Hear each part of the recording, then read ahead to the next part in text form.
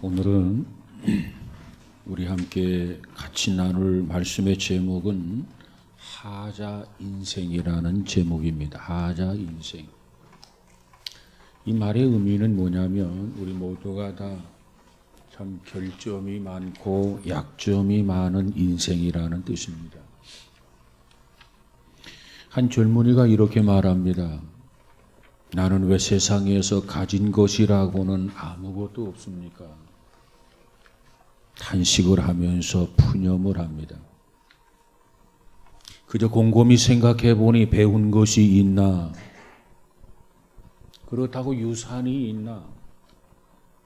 그렇다고 재능이나 재질이 있나? 어떤 가정적인 배경이 있나?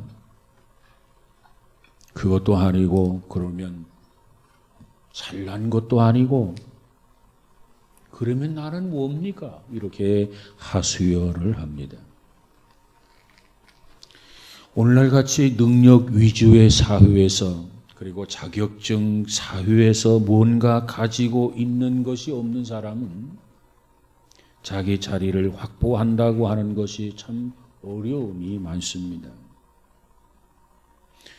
아마도 이 청년은 이와 같은 고민을 하고 그리고 낙심을 한 것입니다. 그 말을 들으면서 그 청년에게 물었습니다. 나이가 지금 몇인가? 나이가 21살이라고 말합니다. 그래서 이 청년에게 이렇게 위로해 주었습니다. 그래도 너에게는 젊음이라는 게 있지 않는가? 이 젊음이 그 어떤 것과도 비교할 수 없는 가장 큰 자본이 아닌가?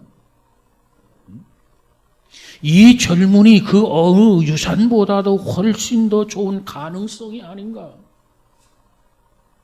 내 손을 보아라.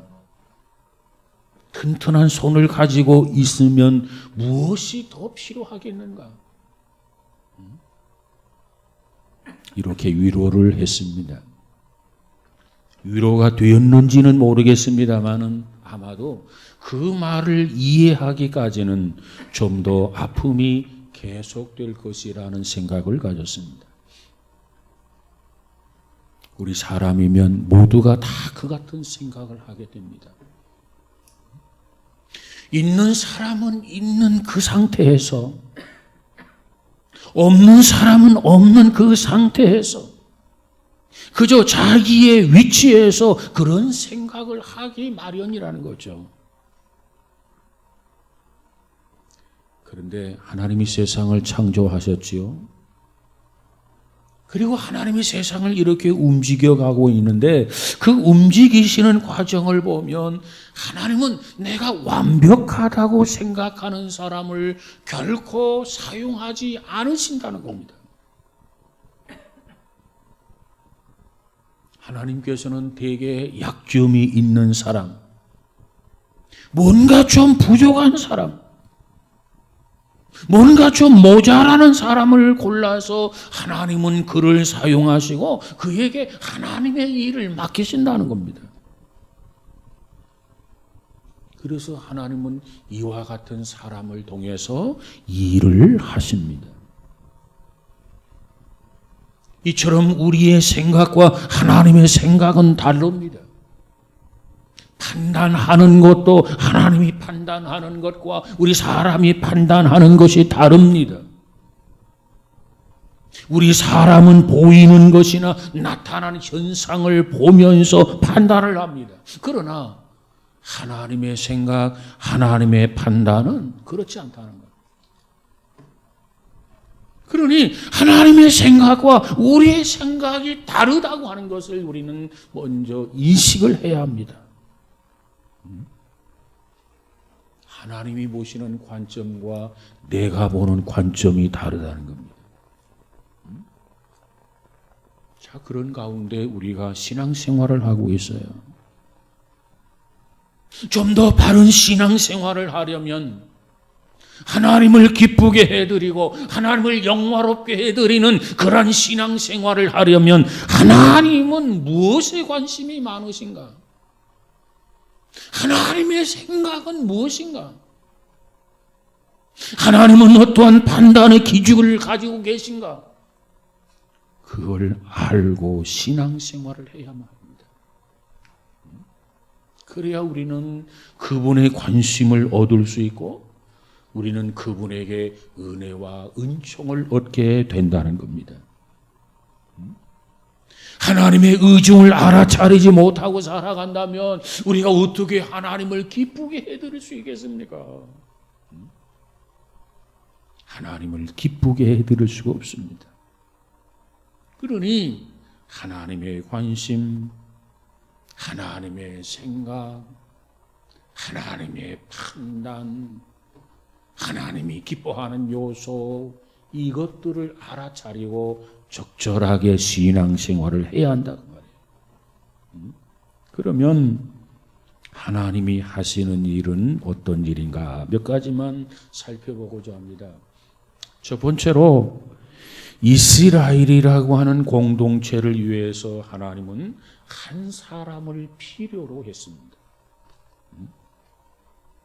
그는 장차 이 백성을 이끌어갈 사람이기 때문에 보다 더 훌륭한 사람이어야 합니다. 그래서 하나님이 뽑은 사람이 있는데 그 인물이 누구냐? 바로 아브라함이라고 하는 사람입니다. 이 아브라함이라고 하는 사람에게는 참으로 손색이 없는 사람이었습니다.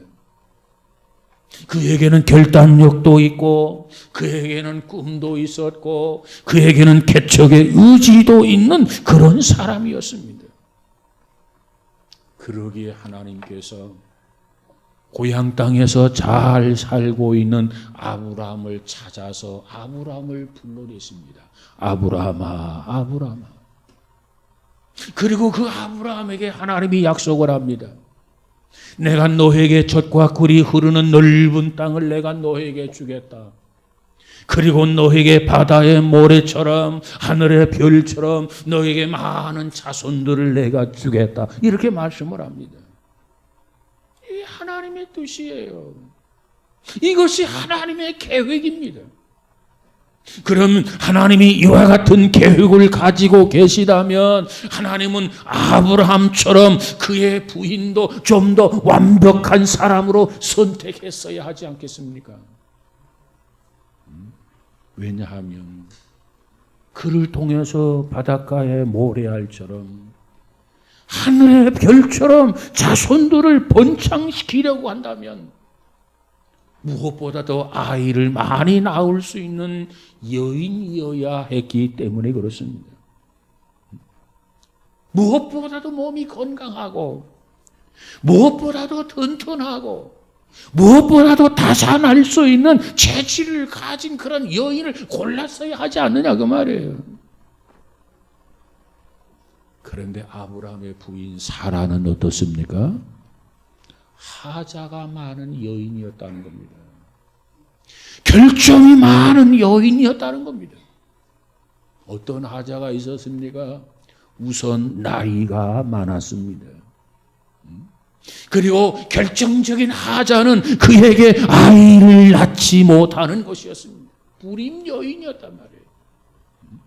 창세기 11장 30절에 가보니까는 그 여인은 애초부터 사라는 불임 여인이었어요. 그걸 아시는 하나님이 모르시면 몰라도 그런데 하나님이 그와 같은 사라를 아브라함의 부인으로 선택을 하셨어요. 우리의 생각과 너무나도 달라요. 우리의 생각대로라면 먼저 생리적으로 다산의 체질의 여인을 골랐을 것입니다. 그런데 하나님은 그렇지 않았어요. 그것을 그렇게 중요시 여기질 않았어요. 뿐만 아니라 그의 아들 이삭을 생각해 보십시다. 이삭은 아브라함의 나이 100세요. 그의 아내 사라 99세에 겨우 얻은 아들 아닙니까? 하나님이 말씀하신 약속대로 하늘의 별처럼 바닷가의 모래알처럼 그의 후손들을 번창하게 하려면 지금 저들에게 시간이 없어요. 그런 와중에 이삭의 나이가 40세가 되었어요. 결혼을 시키려고 부단히 애를 씁니다. 그러다가 어느 날 가까스로 리브가라고 하는 여인을 맞아서 결혼을 하게 됩니다. 이 여인도 하나님이 많고 많은 사람 중에서 골라 뽑아주신 리브가 이삭의 부인이었습니다. 하나님의 약속은 어떻습니까? 너무너무 거창한 약속을 주셨단 말이에요. 그 약속을 이루려면 이제라도 그 며느리라도 아이를 많이 낳을 수 있는 그런 여인이어야 하지 않았느냐고 말이에요. 그런데 리브가라고 하는 여인도 불임 여성입니다. 그래서 이삭이 나이 40세에 결혼을 했는데 나이 60세가 되었는데도 아이가 없어요. 이처럼 하나님의 생각과 우리의 생각이 다르다는 거예요. 우리의 생각에는 이와 같은 하나님이 좀 답답하게 느껴지지 않습니까? 우리는 완벽한 걸 좋아합니다. 우리는 최고 인류를 좋아합니다. 우리는 골고루 갖춘 것을 좋아합니다. 그러기에 노력을 하되 완벽하려고 노력을 하는 것이 아니겠습니까? 그런데 뜻대로 안 돼요. 안달을 해요. 몸부림을 쳐요. 고민을 해요. 그러다가 자살까지 하는 사람이 없지 않아 있습니다. 이런 모습을 보면은 하나님의 생각과 우리의 생각이 너무나도 대조적이라는 겁니다. 지금 시간이 없어요. 할 일은 너무너무 많아요. 하고 많은 사람들 중에 왜 하나님께서 사람과 같이 하자가 많은 여인을 선택했느냐 말이에요. 왜 리브가와 같이 결점이 있는 그런 여인을 선택했느냐 그 말이에요. 도무지 이해가 안 됩니다. 수긍할 수가 없어요. 그뿐만이 아닙니다. 모세를 생각해 보십시다. 모세 얼마나 위대한 사람입니까? 그는 이스라엘 민족의 역사상 위대한 업적을 남긴 사람입니다. 그래서 지금도 그를 칭송하고 있습니다. 우리는 모세를 생각할 때 참 그는 위대하다. 참으로 훌륭한 사람이다. 이렇게 생각을 하게 됩니다. 이 민족의 출애굽을 하게 되는데 이 민족의 수가 약 200만 명 정도라고 추정을 합니다. 그 많은 백성 200명이 아니에요. 2,000명이 아니라 200만 명. 그것도 말귀를 못 알아듣는 어린 아이들과 노인들까지 200만 명입니다. 그들을 거느리고 애굽에서 나오는데 위대한 통솔력을 발휘했던 사람이 곧 모세입니다. 그래서 우리는 생각하기를 모세는 타고난 능력의 지도자라 이런 말을 합니다. 그런데 사실은 알고 보면 모세도 탁월한 사람이 아니라는 거예요. 그에게도 결정적인 단점이 있었어요. 그에게도 결정적인 하자가 있는 사람이었습니다. 그에게 결정적인 하자가 뭡니까? 말을 잘 할 줄 모르는 언변의 문제였습니다. 그래서 하나님께서 모세를 부르시고 야 모세야 애굽에 가서 너희 민족을 해방시켜라. 모세가 뭐라고 말합니까? 나 갈 수 없다고 말합니다. 사실 그것은 겸손이 아닙니다. 모세는 정말 말을 할 줄 몰랐습니다. 하나님께서조차 그가 말을 잘 할 줄 모른다고 하는 것을 모르고 지도자로 삼은 것이 아니라 다 알고 있음에도 불구하고 하나님은 모세를 이 민족의 지도자로 삼았던 거예요. 이스라엘 백성들의 광야에서 원망하고 불평합니다. 그러면 모세는 지도자로서 그들에게 효과적인 설득이 있어야 되지 않겠습니까? 지도자가 말을 못한다, 설득력이 없다, 이건 자질의 문제입니다. 그래서 하나님이 뭐라고 말합니까? 내가 다 알고 있다. 내가 모를 줄 아느냐? 너 말에 우둔한 건 내가 모를 줄 아느냐? 내가 잘 알고 있다. 그러나 걱정하지 말아라. 내가 너의 옆에 말을 잘하는 아론을 붙여주마. 여러분, 하나님은 이처럼 큰 일을 하시는데 왜 이와 같이 하자가 있는 사람을 사용하십니까? 왜 결점이 없는 사람도 많은데 결점 있는 사람을 굳이 택해서 그를 사용하느냐 말이에요. 참으로 이해가 안 돼요. 정치를 한다고 하는데 애굽의 중대한 임무를 띠고 협상을 벌이기 위해서 떠나는 그 모세에게 말을 못한단 말이에요. 언변이 약하단 말이에요. 설득력을 가지지 못했단 말이에요. 무슨 일을 할 수 있겠습니까? 그런데 하나님께서는 모든 것을 알고 있음에도 불구하고 모세를 택해서 애굽으로 보냅니다. 이게 하나님이에요. 여러분, 하나님의 생각과 우리의 생각은 다르다는 거예요. 우리는 쓸데없이 내 생각대로 뭔가 집착하다가 그저 낭패를 당하는 경우가 얼마나 많습니까? 뿐만 아니라 다윗이라고 하는 사람을 생각해 보십시다.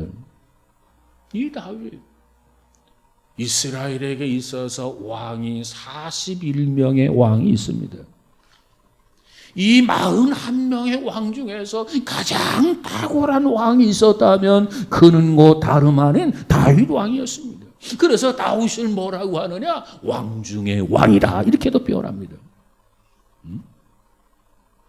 그런데 사람들이 기억하기로 다윗은 기골이 장대하고 용모가 준수하고 용맹이 있는 인물로 이렇게 생각을 하고 있습니다. 그러나 그것도 오해라는 겁니다. 사무엘상 16장에 가보면 하나님께서 어느 날 사무엘에게 명령합니다. 너 이새의 집에 가가지고 그 아들에게 기름을 부어서 왕을 삼으라, 이렇게 명령을 합니다. 그 명령을 받았던 사무엘이 이제 뿔에 기름을 가득 채워가지고 이새의 집으로 가게 됩니다. 가면서 사무엘이 상상을 합니다. 하나님께서 왕으로 택하신 사람이니 얼마나 잘생겼을까? 얼마나 기골이 장대할까? 얼마나 잘나고 얼마나 똑똑했으면 하나님께서 왕으로 선택을 하셨을까? 혼자서 상상하면서 길을 걷고 있었습니다. 그런데 하나님께서 그때 사무엘에게, 그런 생각에 사로잡힌 사무엘에게 주의를 주고 계십니다. 하나님이 뭐라고 말합니까? 야 사무엘아, 용모와 키, 신장을 보지 말아라. 외모를 보지 말라는 겁니다. 그러면서 말하기를 나는 중심을 보는 여호와니라, 이렇게 말씀을 했어요. 이 말씀의 의미가 뭡니까? 내가 택할 왕은 너 보기에, 외모적으로 보기에 보잘것이 없는 사람이라는 겁니다. 그러니 외모에 크게 기대하지 말아라, 이 말씀이에요. 그래서 도착을 해봅니다. 모두가 준비를 하고 대기하고 있습니다.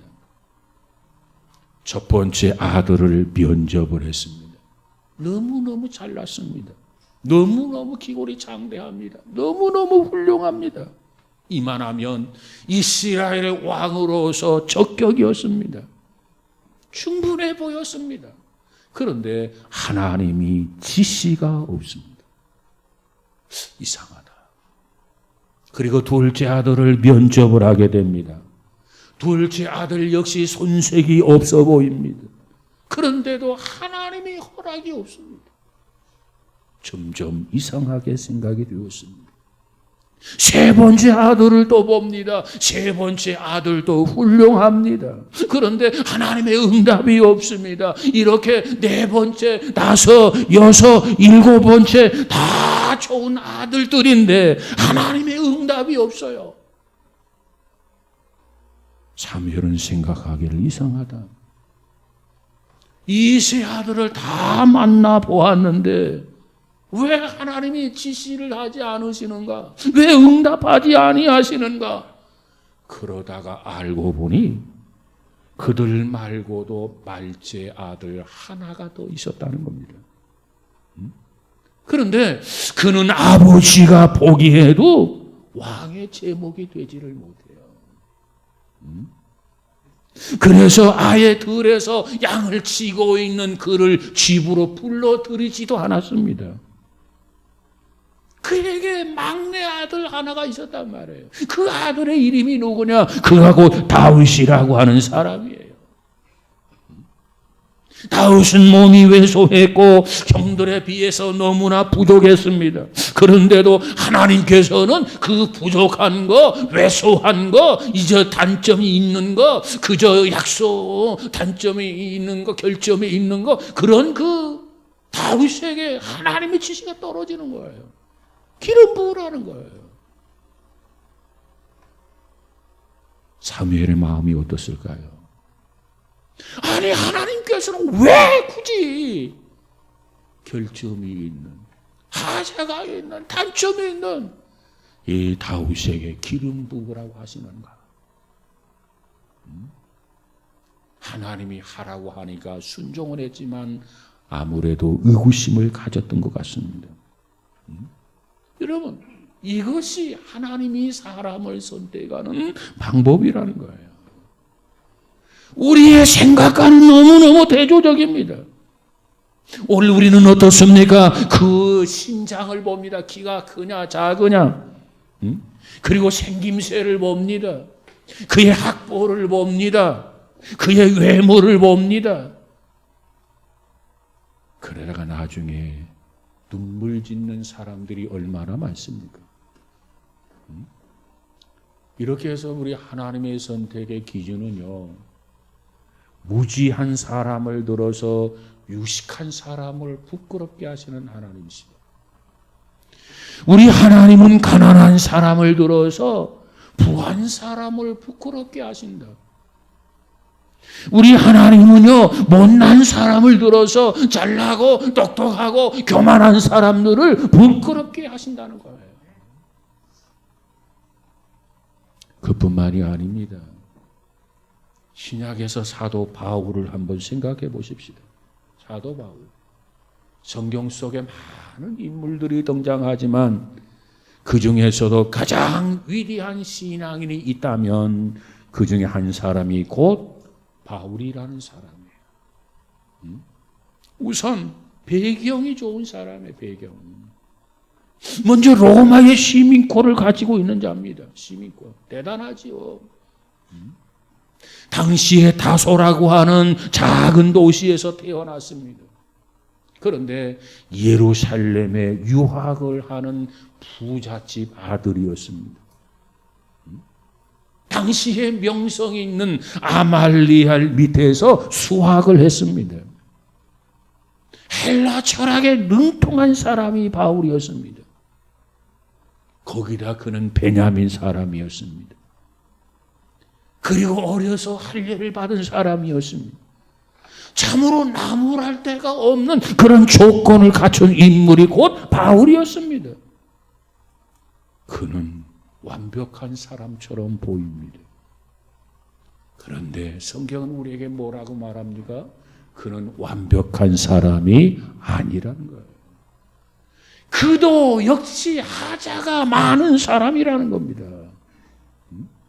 고린도후서 10장 10절에 보니까 당시의 사람들이 바울을 향해서 뭐라고 하느냐 이렇게 말합니다. 그가 쓴 글을 읽으면 무게가 있는데 그를 직접 만나보면 약한 체구에 왜소하기에 말은 어눌했다 이렇게 말하고 있어요. 바울이 얼마나 말 언변이 없었냐 하면 사도행전 20장에 보면 알 수 있습니다. 이제 바울이 전도 여행을 마치고 돌아오는 길에 드로아에 들려서 하룻밤을 보내게 됩니다. 이제 내일 떠나가게 됩니다. 그래서 그날 밤에 1일 집회를 하게 됩니다. 부흥회를 하게 돼요. 그런데 사람들이 너무너무 많이 몰려옵니다. 그래서 창틀에 걸쳐 앉아서 그 말씀을 듣던 한 젊은이 유두고라고 하는 청년이 있었습니다. 근데 바울이 너무너무 설교를 하는데 언변이 없단 말이에요. 얼마나 말을 못하는지, 얼마나 지루하게 하는지. 유두고라고 하는 그 젊은 청년이 창틀에 앉아서 설교를 듣다가 아마도 자기도 모르게 꾸벅꾸벅 졸았고 그리고 떨어져서 그만 죽는 사고가 발생했습니다. 이 바울의 말솜씨가 그 어눌한 말솜씨가 사람들을 졸게 만들었다는 거예요. 사람들에게 지루하게 만들었다는 거예요. 바울 스스로도 그 점을 인정을 합니다. 뭐라고 하느냐? 고린도후서 11장 6절에 가서 보니까 바울이 말하기를 내가 비록 말에는 졸하나 말에는 졸하나 지식에는 그렇지 않다 이렇게 이야기합니다. 글을 쓰라고 하는 건 내가 글 쓸 수 있겠는데 내가 말하는 것은 자신이 없다. 졸하나 졸이라는 거예요. 그런가 하면 바울은 몸에 병까지 얻었습니다. 그 어떤 병을 얻었는가? 어느 분은 지독한 안질이라 이렇게 말합니다. 또 어떤 사람은 간질병이라 이렇게 말합니다. 확실한 것은 알 수 없지만은 병약했던 것만은 사실이었습니다. 이제 바울이 나중에는 뭐라고 말합니까? 그가 스스로 고백하기는 나는 나의 나약함을 자랑한다. 이렇게 고백을 해요. 그렇습니다. 하나님이 누굽니까? 전능하신 하나님이세요. 온전하고 건강한 사람이 얼마든지 있다 그 말이에요. 그런데 그 많은 사람들을 다 젖혀놓고 이와 같이 단점이 있고 이와 같이 하자가 있고 이와 같이 병약한 바울을 들어서 하나님이 사용하셨다는 겁니다. 아니 건강하게 하셔서 사용하시지 왜 연약함을 그대로 두고 사용하시느냐는 뭐 그거예요. 이것이 하나님이 일하시는 방법이에요. 그래서 우리의 생각과는 다르다는 겁니다. 성경은 말하기를 내 생각과 내 생각이 다르다. 여러분 자기의 생각이 옳다고 주장하지 마세요. 말씀 앞에 자기의 생각을 다 내려놓고 하나님의 말씀을 겸손히 받아들이는 수용하는 그리고 순종하는 우리 모두가 다 되어지기를 주님의 이름으로 축복합니다. 그러면 왜 하나님은 이와 같이 하자 인생만을 골라서 쓰시는가? 여러분 하자가 있다고 해서 다 사용하는 게 아닙니다. 여기에는 규칙이 있어요. 여기에는 기준과 자격이 있다고 말해요. 이 기준과 자격이라고 하는 게 뭐냐? 충성도입니다. 충성도. 그 마음의 진실함입니다. 진실함. 그 마음의 중심을 보시고 하나님이 그를 사용한다는 거예요. 여러분, 사도 바울이 얼마나 진실하고 충성스러웠는가 한번 생각해 보십시다. 사도행전 14장에 가서 보면 사도 바울이 전도 여행을 하다가 루스드라라고 하는 곳에 돌아오게 됩니다. 루스드라, 그곳에 가서 전도하는 거지요. 근데 바울이 그곳에 와서 복음을 전한다는 소식을 들었던 안디옥에 있는 유대인들, 이고니온이라고 하는 곳에 있는 유대인들이 이 루스드라고 하는 곳으로 몰려들어요. 그들이 왜 몰려드느냐? 복음을 들으려고 몰려드는 게 아니에요. 이 바울이 복음을 전하지 못하도록 방해하기 위해서 그곳에 몰려들었단 말이에요. 그래서 온갖 방법을 동원해서 방해를 합니다. 그래도 바울이 흔들리지 아니하니까 나중에는 돌을 들어가지고 바울을 쳐서 바울이 실신을 하고 말았어요. 그때 사람들은 바울이 죽은 줄로 알았습니다.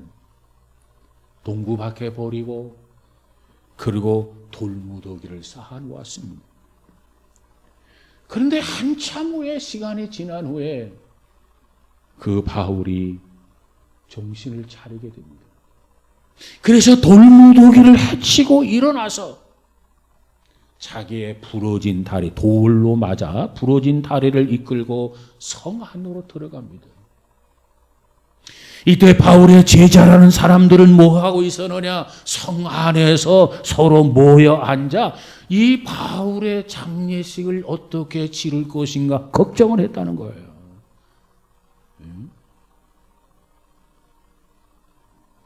그런데도 사도행전 14장 10절에 가서 보면은 그 이튿날, 그러니까 하룻밤 지나고 그 이튿날 바울은 그 몸을 가지고 더베라고 하는 곳으로 떠나가게 됩니다. 더베.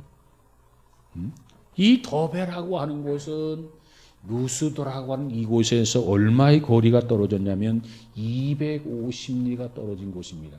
60km 이상 떨어진 곳이에요. 차가 있는 것도 아니에요. 길이 좋은 것도 아닙니다. 그런데 부러진 다리를 이끌고 60km가 넘는 그 더베 지역으로 바울이 걸어가게 됩니다. 많은 사람들이 만류했어요. 그 몸을 가지고 어디를 갑니까? 그럼에도 불구하고 바울은 고집스럽게 그 다리를 절면서 부러진 다리를 가지고 그리고 길을 떠납니다. 이게 바울이에요. 여러분, 이 바울이 무엇 때문에 지금 더베로 갑니까? 복음을 전하기 위해서예요. 죽을 뻔한 고비를 겪었음에도 불구하고 복음을 전하는 거 결코 포기하지 아니하고 부러진 다리를 이끌고 60km 이상을 걸어가서 그곳에 가서 다시 복음을 전한단 말이에요. 이것이 바울의 모습입니다. 이 복음을 전하는 일이라면 바울은 자기의 몸을 아끼지 않았던 사람이에요. 그에게는 이와 같은 열정이 있었습니다. 이 열정을 가진 바울이 뭐라고 말합니까? 오늘 우리에게 내가 그리스도를 본받은 것처럼 너희들은 나를 본받아라. 이렇게 말하고 있어요. 여러분, 우리도 바울처럼 그 바울이 간 그 열정, 저와 여러분이 본받을 수 있기를 주님의 이름으로 축복합니다. 바울은 1차 여행 때는 2000km를 걸어서 여행하며 전도했어요. 2차 전도 여행 때는 3000km를 걸어가면서 복음을 증거했어요. 참 바울은 신실한 전도자였습니다. 그리고 마침내 그는 순교를 했습니다. 여러분, 오늘 이와 같은 모습을 볼 때 하나님께서는 아브라함을 택하시고 모세를 부르시고 다윗을 사용하시고 바울을 택해서 복음을 전하는데 그들을 사용하는 배경을 보면 우리의 생각과는 너무 다르다는 거예요. 그들의 중심을 모시고 하나님이 그들을 들어 쓰셨다는 겁니다. 하나님은 완벽한 사람을 들어서 쓰시지 않습니다.